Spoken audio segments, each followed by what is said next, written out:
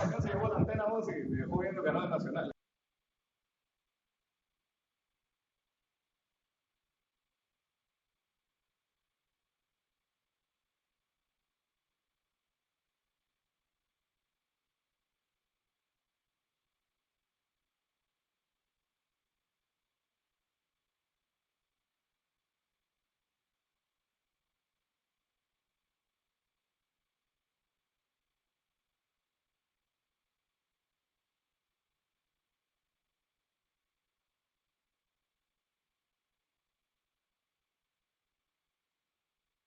Dos, tres, dos, ¿Sí? tres. ¿Sí Sí. se escucha? Sí, Perfecto, muy bien, qué perfecto. bueno.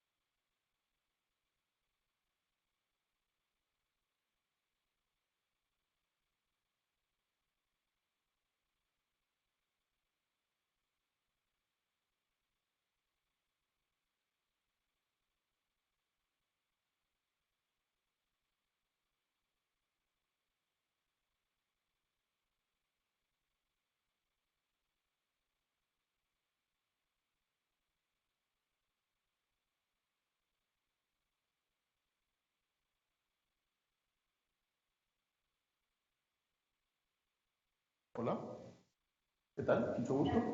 Hola, hola, sí, está bien, perfecto. O sea, DJ está en todo.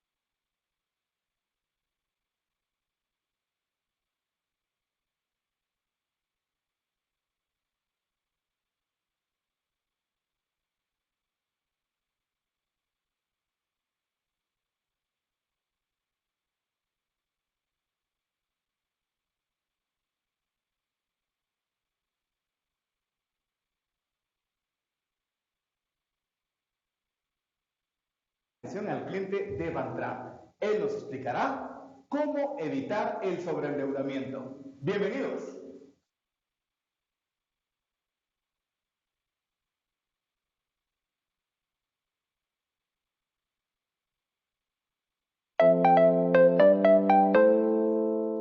Conoce Banca Aprende, un programa permanente y gratuito de educación financiera creado por Bantrap con el apoyo de la Universidad del Valle de Guatemala. Con él aprenderás buenos hábitos para administrar tu dinero y lograrás obtener la buena salud financiera y el bienestar económico que buscas. Todos los guatemaltecos pueden utilizar Banca Aprende para lograr gestionar sus ingresos, gastos y deudas con responsabilidad. El programa te ofrece varios recursos en línea sobre estos 5 temas. Gestión del ahorro y gasto, gestión del crédito, jubilación y retiro, seguros, emprendimiento. Visita el sitio web www.bancaprende.gt, donde encontrarás acceso a nuestros cursos en línea, conferencias virtuales, folletos digitales y aplicaciones interactivas. ¿Qué esperas? Aprovecha esta oportunidad para desarrollar con nosotros tus habilidades financieras. Banca Aprende es el programa educativo hecho para el progreso económico de los trabajadores.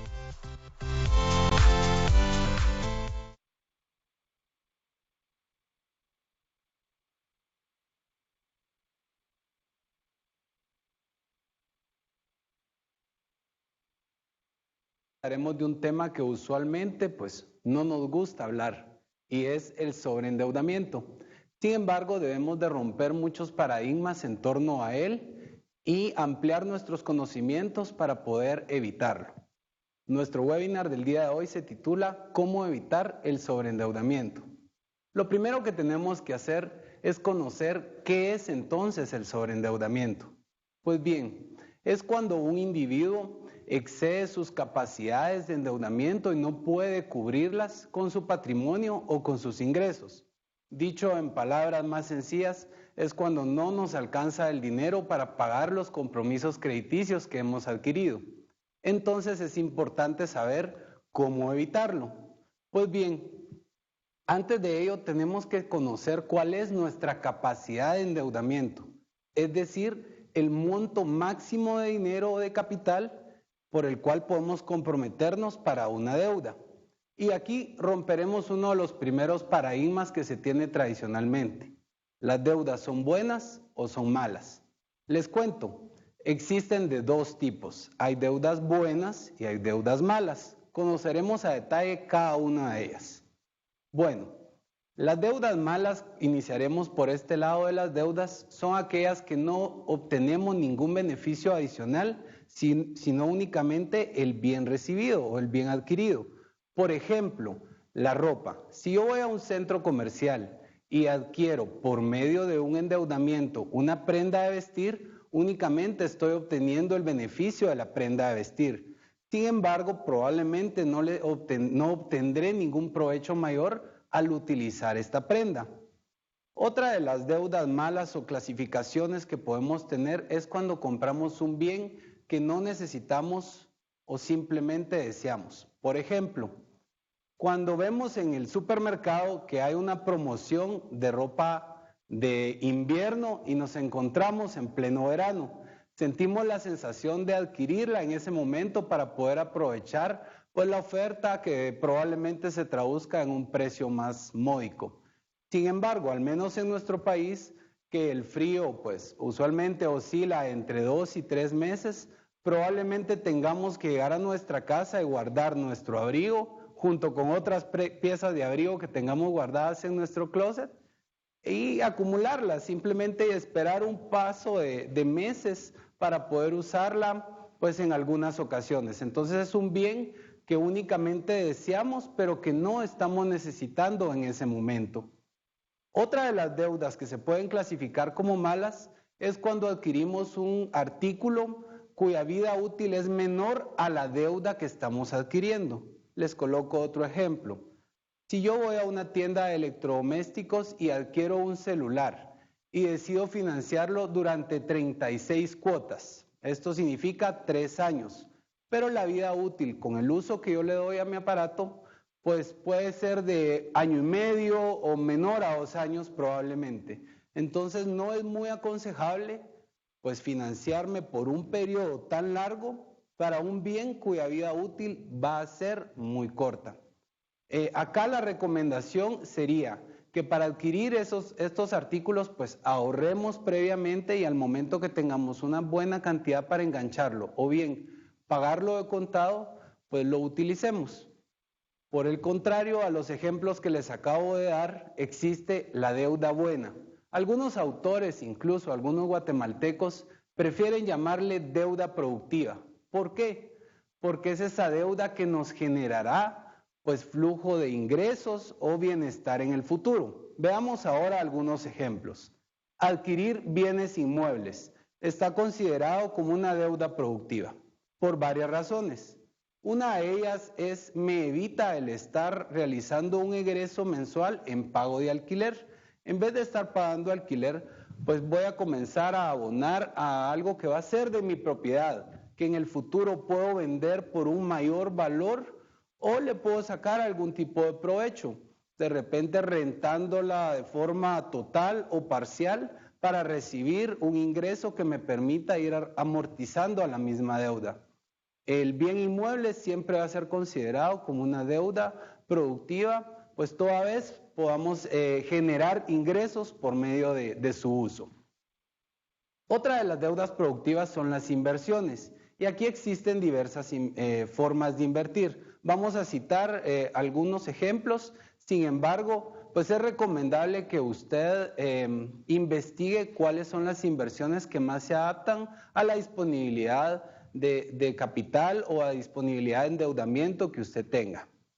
Por ejemplo, si usted decide invertir en un negocio, este negocio va a generar alguna utilidad en el futuro y el dinero pues volverá de nuevo para convertirlo en sus ingresos. Pues bien, esta es una deuda productiva porque le estoy generando pues una ganancia al endeudamiento que estoy teniendo.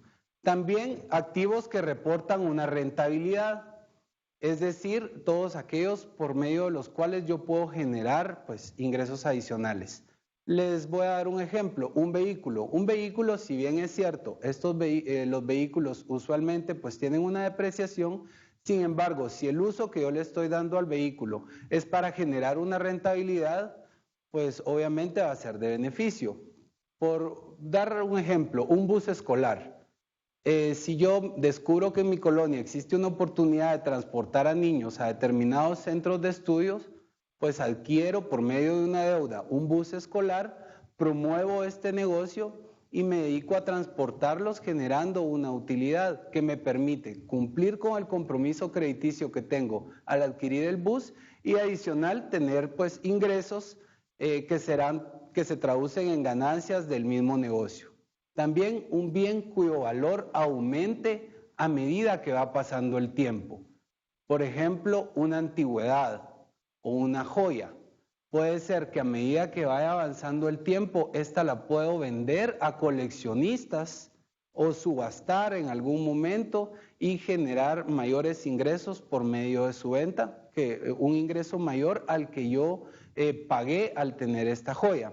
Un proyecto emprendedor, como lo decía antes, si tenemos ya una idea en nuestra mente de algún emprendimiento que deseemos hacer, detectamos que cerca de la escuela, de la colonia o del colegio, pues hay un local comercial. Usualmente los niños acuden a las tiendas cercanas a comprar pues artículos comestibles o golosinas. Entonces veo que hay una oportunidad ahí de colocar una venta de helados, por ejemplo. Puedo adquirir una franquicia de una marca reconocida y vender estos artículos que me van a generar ingresos. Y por último, y no menos importante, la educación. Esta siempre va a ser considerada una buena inversión. Si invertimos en la educación del país, obviamente tendremos ciudadanos pues con mayores oportunidades. Si invertimos en nuestra educación, probablemente tengamos mayores posibilidades de un ascenso o de buscar algunas otras alternativas laborales o un ingreso extra. La educación siempre va a ser considerado como una buena inversión. Si es necesario en algún momento tener acceso a una deuda para educarnos, seguramente le sacaremos provecho al momento de poner en práctica todo lo que hemos aprendido. Si se dan cuenta, con estos ejemplos ya hemos hecho una diferencia entre la deuda buena y la deuda mala. También lo importante aquí es para qué voy a utilizar la deuda. Y acá es donde iniciaremos con una serie de preguntas que nos permitirán aclarar cuándo es que una deuda es buena y una deuda es mala. Por ejemplo, si la utilizamos para una fiesta, supongamos que nuestra hija pues cumple 15 años y pues ha querido para celebrar este acontecimiento familiar pues una fiesta y no lo hemos contemplado desde años antes. Entonces tomamos una deuda para esta celebración. La fiesta durará entre 4 y 5 horas, pero probablemente tengamos que pasar pagando este evento durante 2 o 3 años. Depende del plazo que decidamos financiarlo. Entonces, cuando el bien o servicio adquirido, el tiempo de vida es muchísimo menor a la deuda, no es recomendable pues tomar una deuda de un plazo tan largo. Lo recomendable acá es que desde que ella tenga 13 años comenzar a destinar el mismo monto para que cuando cumpla los 15 años ya tengamos el 100% o un buen porcentaje del monto de la fiesta cubierto.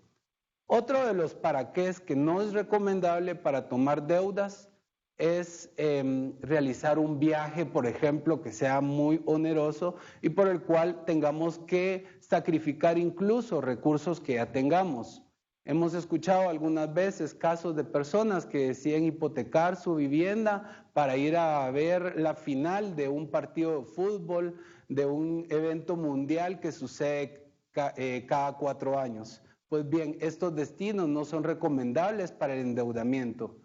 O adquirir un artículo que probablemente sea un deseo y cuyo beneficio pues no lo valore tanto. Por ejemplo, un televisor. Probablemente yo ya tengo un televisor en casa que me permite ver mis espectáculos deportivos o ver noticias y actualmente pues funciona y funciona bien, cumple con las necesidades que tengo. Sin embargo, mi deseo es tener una pantalla plana bastante grande en mi casa con el que pueda invitar a mis vecinos o a mis familiares a ver alguna película el día domingo. Sin embargo, si este artículo yo lo voy a financiar, pues hay que tener mucho cuidado de que no nos gane el deseo si aún el aparato que tengo anteriormente pues me es de utilidad. Lo importante acá es tener en cuenta el para qué, tener bien claro el destino que le voy a dar a la deuda y no desviarnos en ese destino también. Si el destino es productivo, debo utilizar la deuda para este bien y no desviarnos en el camino comprando cosas que probablemente solo deseamos pero no necesitamos. Otra de las cosas que nos pueden servir es hacernos estas preguntas. Una de ellas es, ¿realmente necesito el bien o simplemente lo quiero? ¿Lo necesito ahora o puedo esperar pues un tiempo para adquirir este bien? ¿Cuánto más me va a costar el artículo si lo adquiero por medio de algún financiamiento? Esa es otra de las preguntas que tenemos que hacernos. ¿Puedo permitirme los pagos mensuales? Es decir, ¿está dentro de mi presupuesto estimada esta cantidad para pagar las cuotas que me han fijado en el endeudamiento? Y otra muy importante es qué cosas tendría que sacrificar para adquirir este bien. Hay cosas no negociables que se recomiendan no sacrificar. La comida, la colegiatura, el pago de la vivienda, esas son prioridad, contrario a un gusto o algún deseo que tenga para adquirir un artículo.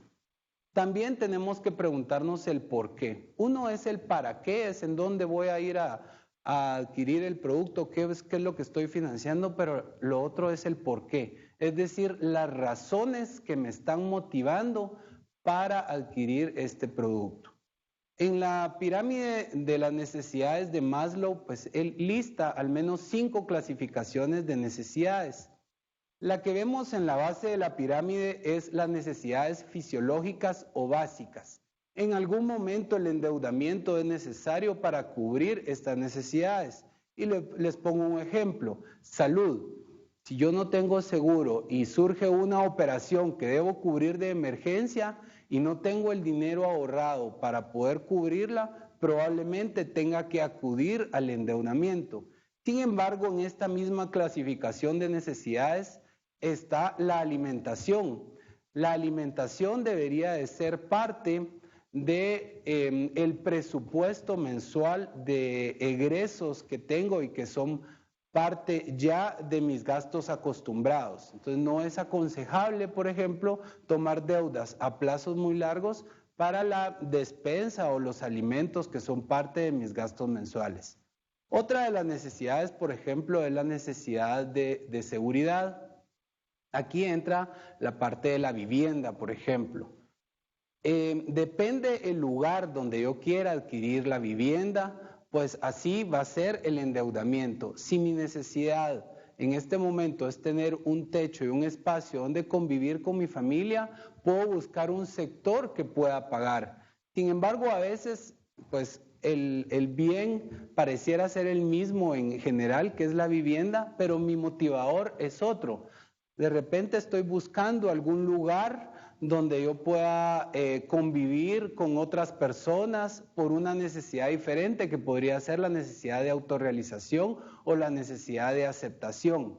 Entonces, ojo, tenemos que tener en cuenta también qué tipo de necesidad pues se está logrando cubrir al momento de adquirir un bien. Eso es bien importante porque son las razones verdaderas que están dentro de nosotros que nos motivan a decir sí al momento de tener acceso al endeudamiento. ¿Dónde? Esta es otra de las preguntas que tradicionalmente pues, nos hacemos al momento de decidir tomar el compromiso de una deuda. Existen distintas fuentes de financiamiento que conviven en Guatemala. Exploraremos al menos 3 de ellas y veremos las ventajas y desventajas que tiene endeudarse con una o con otra. En Guatemala existen los prestamistas o personas individuales que de esa forma pues dan a crédito ciertos montos pidiendo algunas garantías. Algunas de las ventajas que tienen es que puede ser un trámite muchísimo más rápido y exigen pocos requisitos. Sin embargo, hay que tener mucho cuidado al aceptar este tipo de compromisos. ¿Por qué? Porque usualmente las condiciones pactadas pues favorecen a la persona que es el que está dando el dinero prestado y no al deudor. También se corre el riesgo de perder el bien por un valor muchísimo menor al real, ya que usualmente las garantías que solicitan pues son hipotecarias. Y vamos a poner un ejemplo, que la garantía tiene un valor de 150,000 quetzales y el monto de lo prestado es de 30,000. Si no podemos cumplir con estos 30,000 de capital, corremos el riesgo de perder una garantía cuyo valor es superior por un monto inferior. Y otra desventaja es que los tratos de palabra a veces pues, no se cumplen. Entonces es muy importante tener documentados y claridad en cada uno de los puntos del contrato al momento de adquirir este compromiso. Las casas de empeño. Las casas de empeño permiten que por medio de colocar como garantía pues un bien como una joya o un electrodoméstico podamos obtener a cambio dinero pues para nuestro consumo. Sin embargo, algunas de las desventajas que tienen este tipo de créditos es que corro el riesgo nuevamente de perder el bien por un monto inferior, ya que usualmente el dinero que nos prestan es menor al valor real de la prenda que estamos colocando en garantía. Y las instituciones financieras. Estas tienen ventajas y desventajas como todo. Algunas de las desventajas es que probablemente el trámite pues sea más prolongado a lo que podría ser en cualquiera de los otros 2 ejemplos citados. Otra de las cosas es que van a pedir algunos requisitos que permitirán a la institución financiera evaluar el riesgo y determinar cuál es el monto máximo que puede otorgar en un crédito. Sin embargo, tiene bastantes ventajas. Primero, es un trámite formal, donde ambas partes pues expondrán con claridad cuáles son los puntos relevantes al momento de tener un contrato de crédito. También es importante que usted como cliente sepa que puede pedir claridad absoluta en todo el proceso. Pregunte las veces que sea necesario. Puntos como plazos, cuotas, tasas, es válido que antes de aceptar un crédito usted pues tenga claridad en todo el proceso.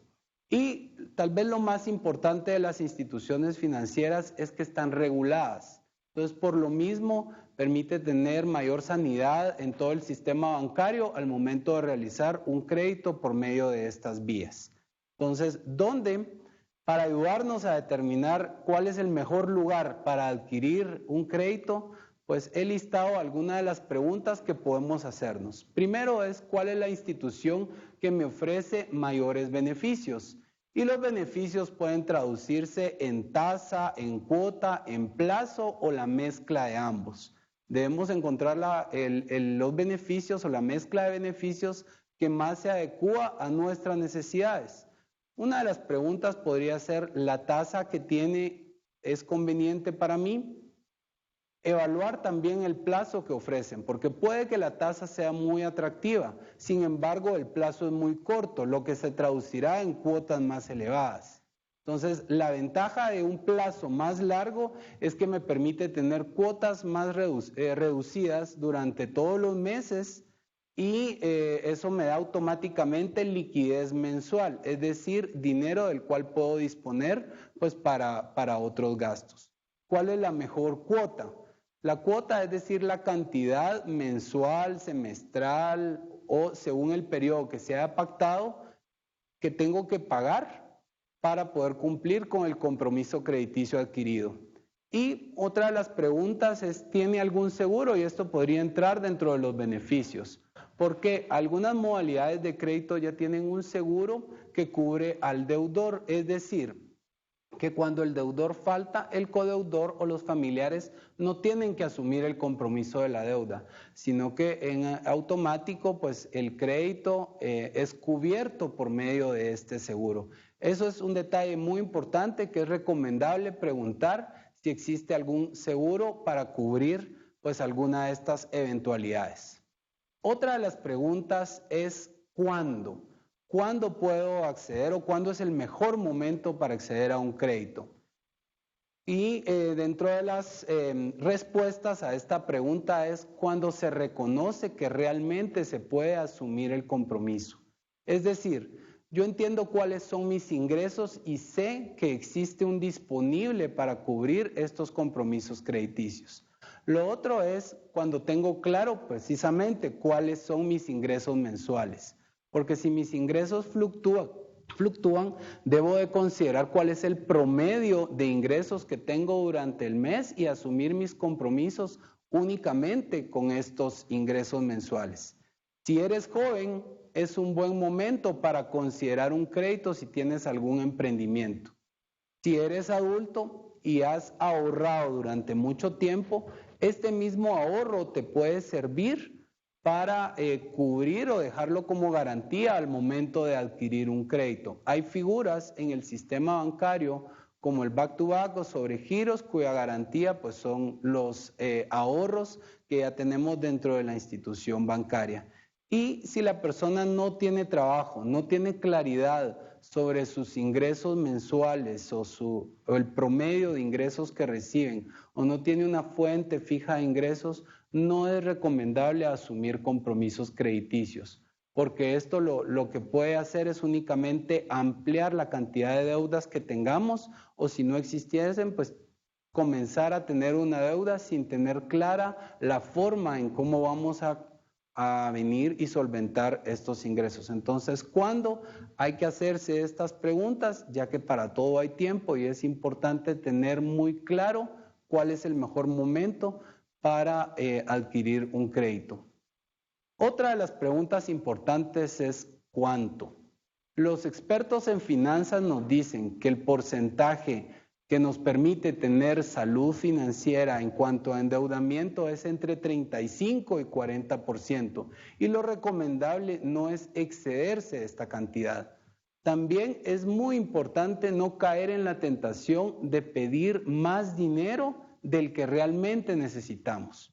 Por ejemplo, si para ampliar mi vivienda el arquitecto o el maestro de obra o albañil me ha hecho un presupuesto de 50,000 quetzales, pues luego de evaluar este presupuesto y revisar que en efecto cumple con todo lo que yo he requerido, voy a solicitar pues 50,000 quetzales líquido a la institución financiera para invertirlo en la ampliación de esta vivienda. Sin embargo, a veces se cae en la tentación de pedir un poco más.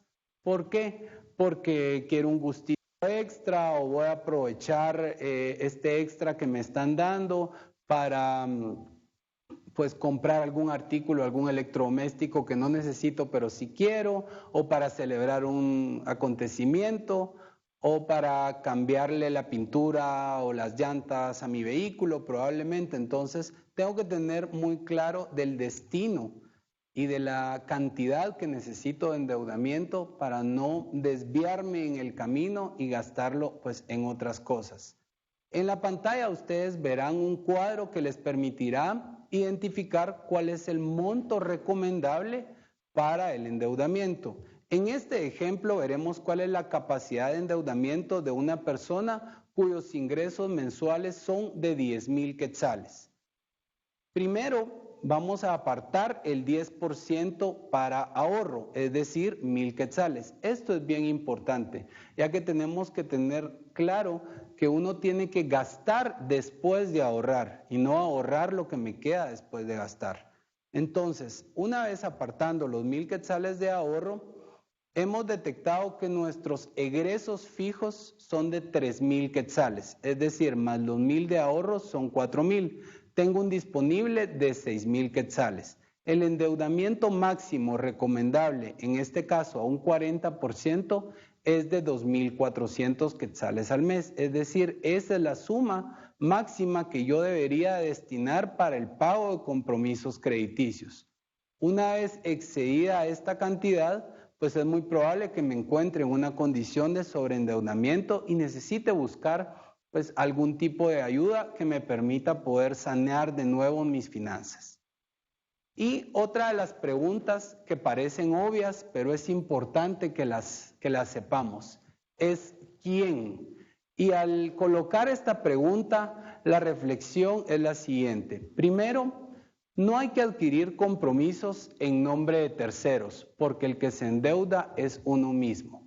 Si una persona, mi familia, un amigo, me dice que ya no tiene capacidad para endeudarse, pero requiere pues tener acceso a un disponible dinero y te pide de favor o nos pide de favor que tomemos en su nombre esa deuda, es muy importante reconocer que a partir de ese momento somos los responsables absolutos de cubrir esa deuda, porque el nombre que va a figurar en toda la documentación será el nuestro. Entonces, cuando te pidan este tipo de favores, que asumas deudas en nombre de terceros, tienes que tener muy claro que tú eres el responsable de cumplir con este compromiso.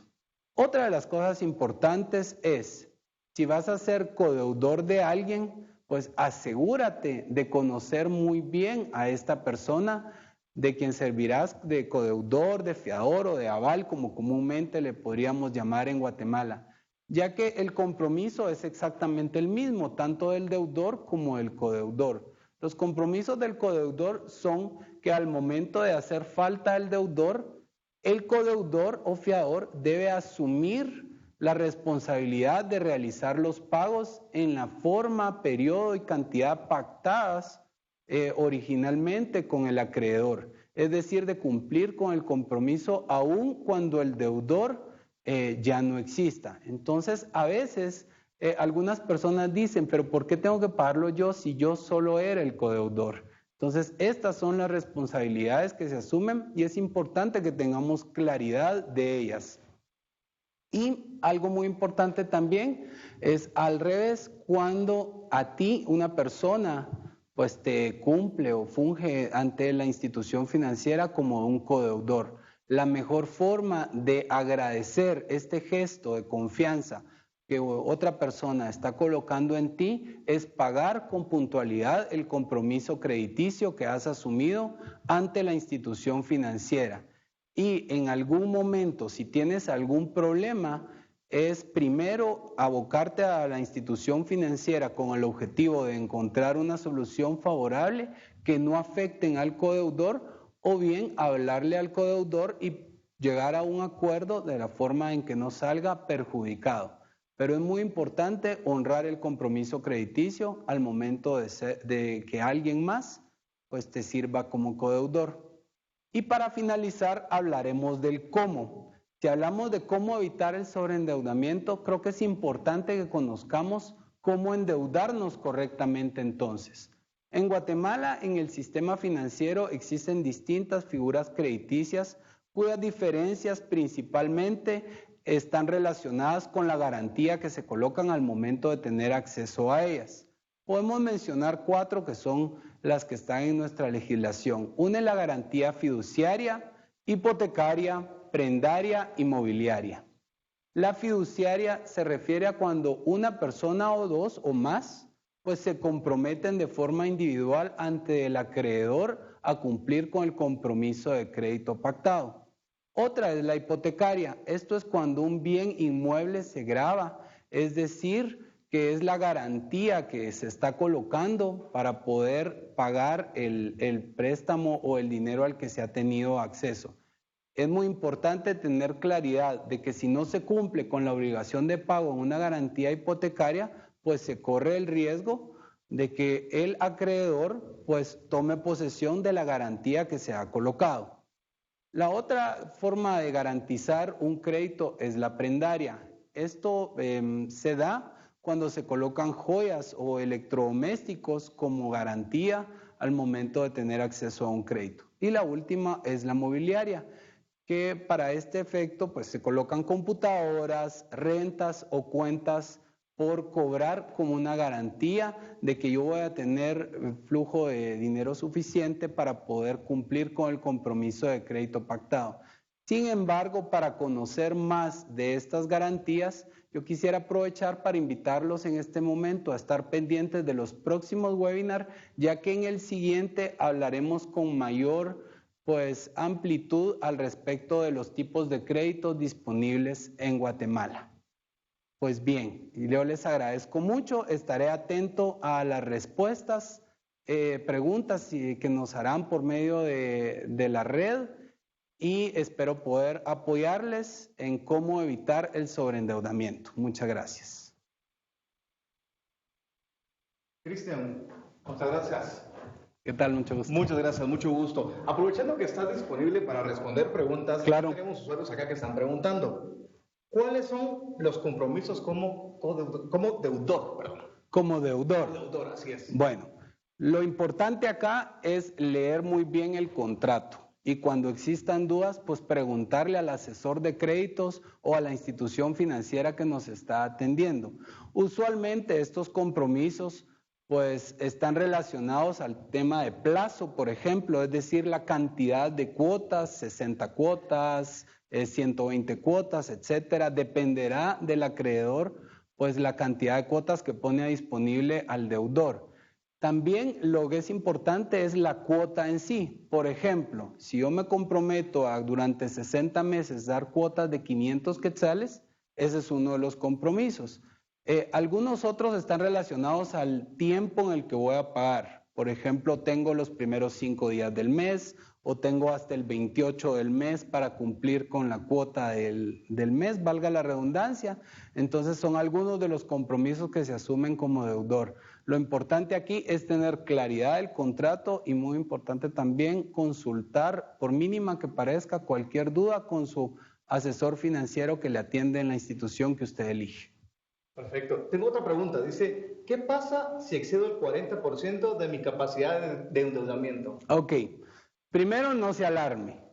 El primer paso para solucionar un problema creo que es saber que el problema existe y entender cómo enfrentarlo. Si su capacidad de endeudamiento excede el 40%, que es lo recomendable por los expertos en finanzas, yo le diría que identifique primero cuáles son esas deudas que sumadas hacen que su capacidad de endeudamiento sea superior a este porcentaje del que hablamos.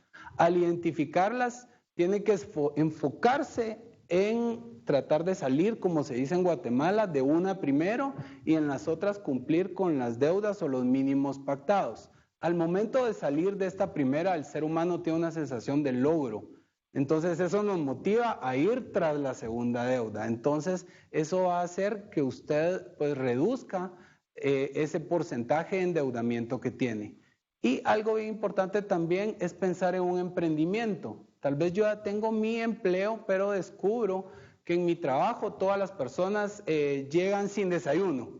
Y si yo madrugo un poquito más y puedo tener ese ingreso extra, yo mismo podría ser el proveedor de desayunos para los compañeros en la compañía. Entonces, buscar un ingreso extra. Si usted es maestro y es bueno en matemáticas, estoy seguro que los tutoriales en la tarde para niños que necesitan reforzamiento le van a ayudar. Si usted es bueno en fútbol, estoy seguro que una academia dominical en el campo de su colonia le generará ingresos. Entonces hay que ser un poquito creativos, perder el miedo y buscar ese ingreso extra que nos permitirá también, pues al momento de hacer el cálculo, disminuir nuestro porcentaje de endeudamiento. Perfecto. Tengo otra pregunta. ¿Es bueno endeudarse con la tarjeta de crédito? Esa es una pregunta clásica. Yo les diría que sí, pero no se alarmen. Les voy a decir cómo. Sí, si conocemos los beneficios de utilizar la tarjeta de crédito. Muchas tarjetas de crédito ya en nuestro país tienen beneficios como puntos o algunos centros comerciales o establecimientos comerciales nos ofrecen descuentos al pagar con una u otra tarjeta. Entonces, si tomamos esa deuda o decidimos financiarnos por medio de la tarjeta de crédito aprovechando estos beneficios, pues sí es bueno endeudarse por medio de este instrumento. Ahora bien, si pensamos en un endeudamiento más prolongado o probablemente puede ser una vivienda, entonces no sería recomendable porque es muchísimo más largo el plazo. Sin embargo, hay que perderle miedo a las tarjetas de crédito. Las tarjetas de crédito son un excelente aliado que tienen muchísimas ventajas también, ya que no es lo mismo que nos roben físicamente el plástico de nuestra tarjeta de crédito que está al alcance de una llamada, bloquearlo en el banco, a que nos roben 500 quetzales en efectivo, que seguramente no podemos bloquearlos para que nadie más los pueda usar. Entonces, si entendemos las ventajas de este instrumento crediticio, pues sí es probable endeudarse con una tarjeta de crédito, siempre y cuando pues el plazo pues no sea bastante largo. Muy bien, aquí nos preguntan algo sobre los bienes inmuebles. Dice, ¿qué problema podría pasar al ser fiador de un bien inmueble? Bueno, al ser fiador tenemos que tener claridad de que los compromisos son exactamente los mismos que el deudor. Si hay un tipo de garantía mixta en algún momento, probablemente el bien inmueble no cubre la totalidad del monto y la diferencia es por medio de una garantía fiduciaria, seguramente igualmente serán los compromisos. Lo que hay que tener claro, e insisto en esto, hay que leer muy bien el contrato y preguntarle a su banco o a la institución que le está dando financiamiento cuáles son las condiciones y que se lo explique de una forma bastante clara y sencilla para su tranquilidad y no caer en este tipo de inconvenientes que se pudieran dar al momento de no cumplir con un compromiso crediticio.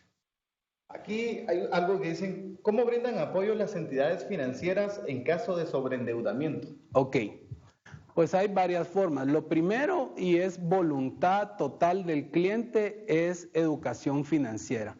Uno de los ejemplos que les puedo dar es la modalidad de educación financiera gratuita que se ofrece por medio de Banca Aprende. Es importante tener una sociedad financieramente educada, ya que eso se traduce en desarrollo y en bienestar para todos. Entonces, muchas instituciones pues ya están dando de forma gratuita orientación financiera. En el caso de Bantraud, por ejemplo, uno de los apoyos es la oficina de consejería financiera gratuita y confidencial llamada Banconsejos, que se ubica en Avenida Reforma, en edificio Reforma 10, en el primer nivel, donde usted puede tener atención personalizada llamando al 1755 en la extensión 20777, haciendo una cita para ser atendido de forma, como dije, confidencial y personalizada. También la Superintendencia de Bancos tiene un programa de educación financiera, pues al que usted puede tener acceso desde su móvil, desde su computadora, o puede acercarse a ellos para pedir más información. Otra de las cosas también es que algunas instituciones financieras pues tienen productos que les permiten hacer consolidaciones de deudas. ¿Qué significa esto? Es tomar las deudas que un cliente tiene en varias instituciones y hacerlas una sola. Para llegar a estos casos, evidentemente hay que analizar caso por caso y encontrar pues la combinación de plazo, cuota y monto que sea favorable no solo para el cliente, sino que en una relación ganar-ganar junto con la institución, porque hay limitaciones también a nivel de riesgo crediticio que no se pueden sobrepasar, ¿verdad? Listo, bueno, aquí buscando preguntas porque están cayendo bastante. Buenísimo. ¿Es mejor el préstamo sobre saldos o fijo? Depende. ¿Por qué? Fijo, la ventaja que tiene es que usted mes a mes ya sabe que si la cuota pactada son 500 quetzales, esa cuota se la van a mantener durante el plazo que usted decida el préstamo. Por ejemplo, si es para 5 años, que son 60 meses, usted sabe que mensualmente va a abonar 500 quetzales. Ahora bien, sobre saldo, las primeras cuotas van a ser más altas que las últimas. Entonces usted tendrá que disponer dentro de su presupuesto de mayor dinero para cubrir esas primeras cuotas. Y a medida que vaya avanzando el tiempo y reduciéndose el capital, pues esta cuota puede ir bajando. Entonces, la respuesta es, depende de su situación financiera. Si usted tiene la oportunidad de dar cuotas más elevadas, puede hacerlo. Ahora bien, en créditos cuya cuota sea nivelada, si usted durante un mes dispone no de 500 quetzales, tomando el mismo ejemplo, sino que dispone de 750, por ejemplo, usted puede dar su cuota de 500 más los 250 quetzales que serán abonados al préstamo. Muchísimas gracias, Cristian.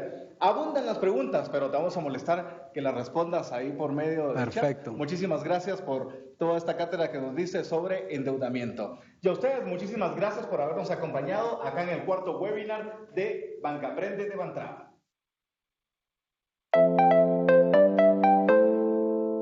Conoce Banca Aprende, un programa permanente y gratuito de educación financiera creado por Bantrap con el apoyo de la Universidad del Valle de Guatemala. Con él aprenderás buenos hábitos para administrar tu dinero y lograrás obtener la buena salud financiera y el bienestar económico que buscas.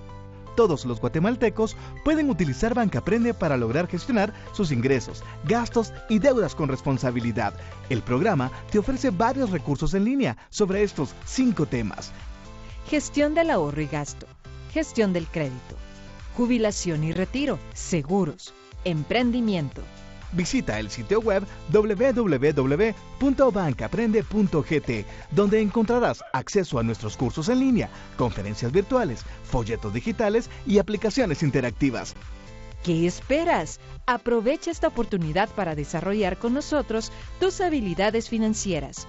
Banca Aprende es el programa educativo hecho para el progreso económico de los trabajadores.